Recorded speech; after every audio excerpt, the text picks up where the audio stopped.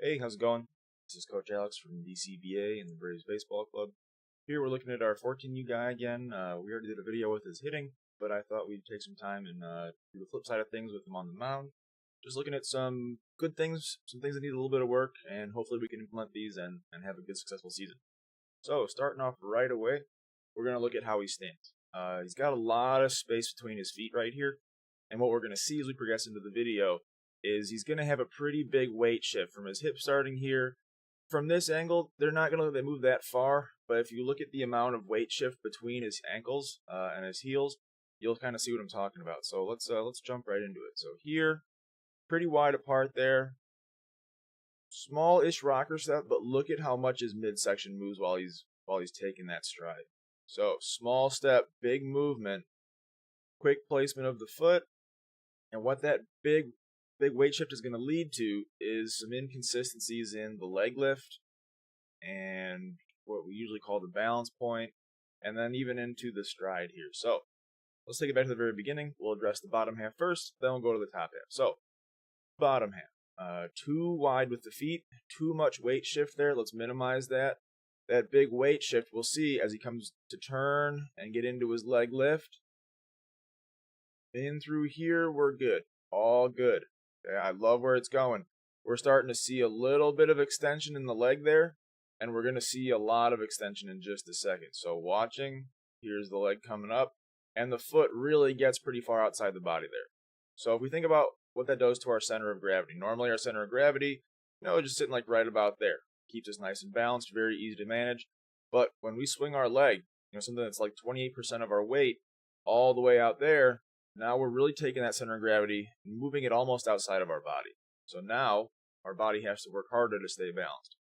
Big leg swing, we see the shoulders make an adjustment to stay balanced. So the leg swings out, the shoulders tip over, and now if you watch the back heel begins to lift. I always recommend keeping that back heel firmly planted as possible, so that we just don't introduce any imbalances or inconsistencies that are very easily avoided. So my recommendation here is starting a little bit more narrow with the feet in the beginning there. So instead of being there with probably about 1.5 feet of space between, just a good 6 inches, just feet right under the hips. No need to be so wide. Small rocker step, keep the rocker step. Being narrower in the beginning will minimize that initial weight shift, which should make it a lot easier for us to get up into our leg lift. And when we get into that leg lift, I'd really like to see, instead of this big leg swing out, I'd really like to see kind of the knee sit here, the shin and the calf go straight down, and have the foot just be nice and relaxed. The foot can kind of point backwards towards the ground. Here we see the foot really stressed out, pointing upwards.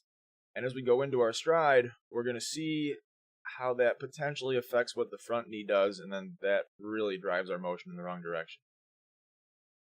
So here we go into the actual stride. Our front foot's already open there. Front foot's being opened. Front knee is now being opened. And now once that front knee tips forward, what we see is a lot of uncontrolled weight shift forward. So watching the front hip here, we're going to rewind a little bit. This guy does get good initial hip lead. Right there, he's starting to sit into that back hip, starting to get himself moving. But from my point of view, what it looks like is that big weight shift with the leg lift, kind of falling off balance.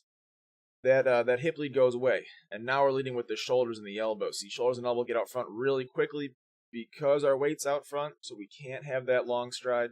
Now we're landing flat-footed. Now it's a good long stride, but if we look at where the shoulders are in relation to the hips, it's not setting ourselves up for a good rotational throw where we're getting maximum velocity and really maximizing our potential there. So let's break it down a little bit more. If we're able to keep the foot under the knee and keep it relaxed, I bet we're going to get this hip lead a little bit further forward. If we can fall a little bit more through that hip, then we're going to be able to create more leverage through our back leg. What you're going to see is this back knee is going to stay right where it's at until he drops it and then kind of jumps forward. Versus if we're able to get a little bit of hip lead, so this hip goes further forward, what you're going to see is this back knee, instead of buckling, Instead, what it should do is it should just kind of begin to flow towards the catcher. That in turn is going to pull this leg into more of an angled position with the rubber, with the mound, and then we can really begin to drive through it, through our toes, through our calf, through our quads, through our glutes. So the hip lead is so crucial to a young pitcher's motion. We got to make sure we're working on that. It's very important, but it's a pretty minor fix. This guy's gonna be able to handle it in no time. And some things that's gonna fix along the way. The stride, instead of kind of jumping, it's gonna be a more sustained explosion going forward. That more sustained explosion is gonna allow us to keep our front toes in the air a little bit longer, so that we're landing heel toe and we really continue our momentum forward. We have good momentum going forward here, but it's not so controllable in a straight line that we can land with our knee here over ankle and then hip over knee. We've got a pretty severe angle there from knee to hip. And what we're going to see, I want you to watch the back foot now. So we're still talking about lower half. Watch how the back foot, he's gotten into his stride. He's kept his foot down, but you see that little pop right there. You see his back foot kind of scoot behind himself, and now his toes are dragging, and then his back foot leaves the ground. He's got his foot on the ground at release point, so he's creating some level of ground force, which is awesome. But again, this is a video about maximizing potential and not just kind of throwing strikes to throw strikes. So a lot of good things going on there.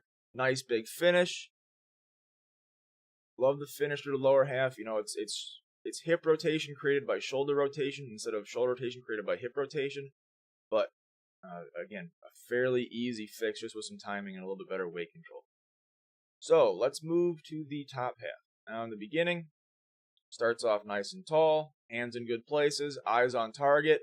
First thing we do though is as we take our rocker step, we look down. Since we're talking so much about moving weight and being able to get ourselves going in a straight line, I really recommend keeping the eyes on target the whole time. Once you begin any kind of motion, have your eyes stay on the catcher's glove or whatever you're throwing to, and make sure they stay there until you basically they can't when you finish your arm and your head flies with your shoulders if it does. So top half here, talking about separation. He does a good job in staying in the glove to the top of the leg lift, but as leg lift goes down, he begins that separation. I like my guys to begin their separation, so he'd be in the glove here, and right about there is when he would begin his separation. When we have that late separation, what it allows us to do is stay closed a lot better. Because you see, if we add in the lower half now, we've got that jump and an early separation. If you watch that front elbow, this thing just goes flying out here. And in turn, that pulls the glove out there. And then we're going to see this whole front side just start to head that way as well. So, moving into the video here, elbow flies before we're landing, open chest. For me, as an instructor, I think that's open. I call that open because the front shoulder is starting to go that way, starting to go outside of us. That back shoulder is unsupported, and it's going to just require a lot of left arm strength to make that ball go quickly. So here, coming up, a later separation is going to allow us to stay a little bit more relaxed in our back. We're not going to have that crazy scap loading there. We'll get to our landing. At our landing, I'd like to see the elbow right in front of the chin. Glove's going to be over here, and ultimately what that's going to allow the throwing arm to do is get a little bit higher. You see, as we go to release point, elbow is below the shoulder, and then hand is above the elbow. So we're almost in a supinated throwing pattern here. That's not the worst thing, but it's not great for younger teenagers.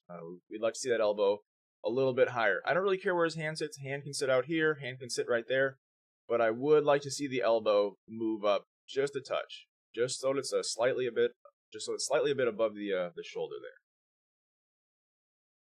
Again, good pronation through his finishing glove side. Nice leg finish. Guy's got a lot of promise, a lot of potential. It's a couple little fairly minor fixes, and we're going to tune this motion up very quickly. Coach D's been working with them for a couple weeks in practice, and we've already seen some major gains, so that's awesome. So, in summation, going back to the beginning of the motion, just getting ourselves a little bit more narrow so we don't have a big weight shift in the beginning, keeping our head on our target.